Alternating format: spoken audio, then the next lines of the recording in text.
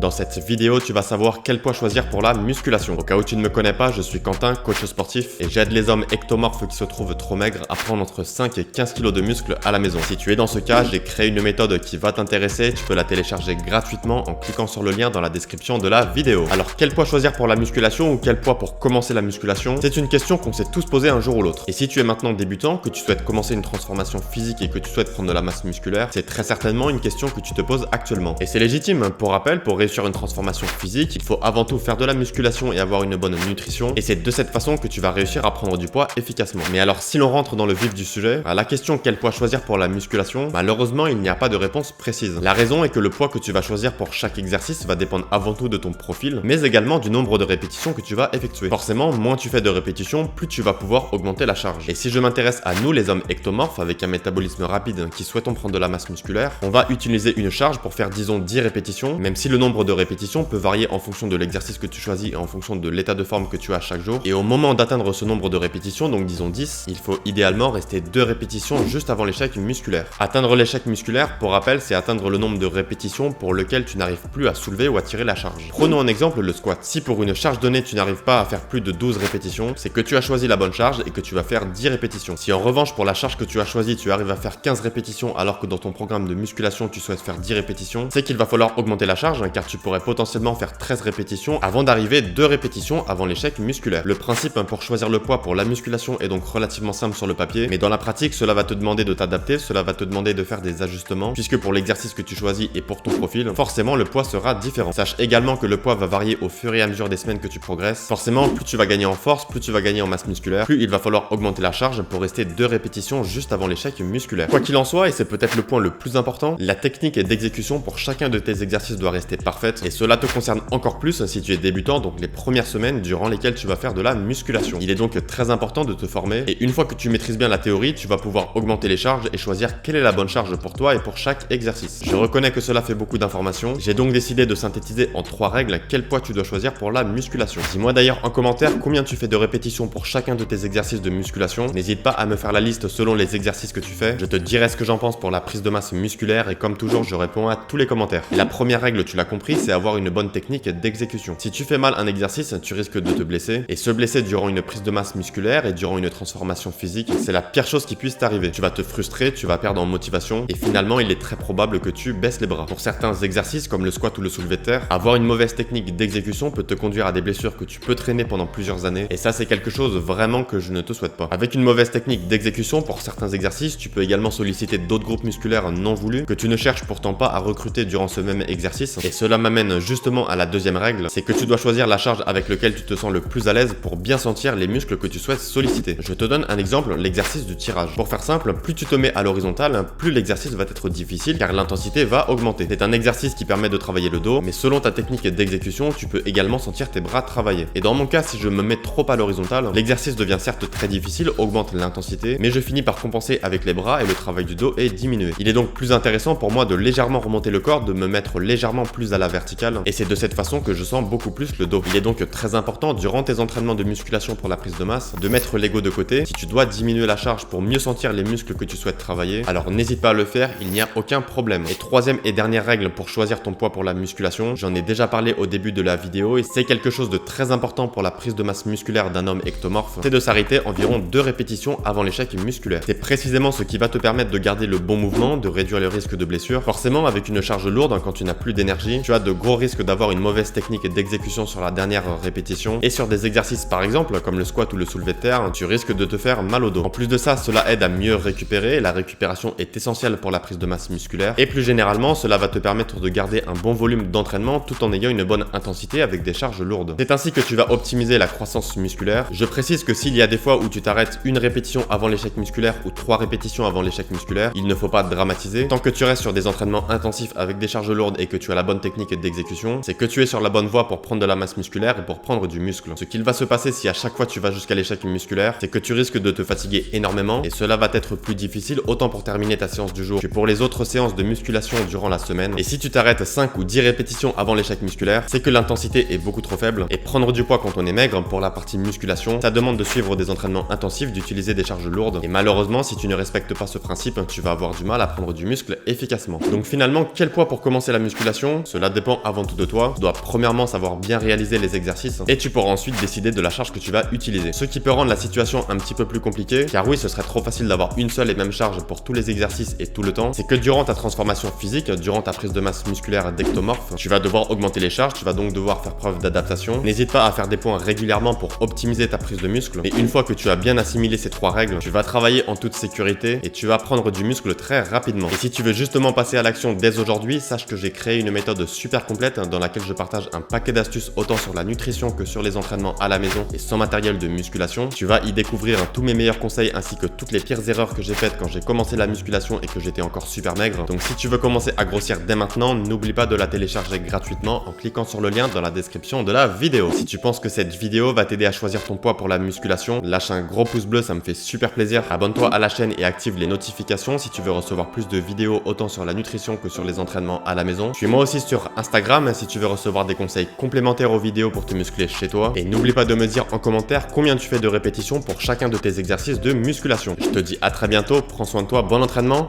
ciao.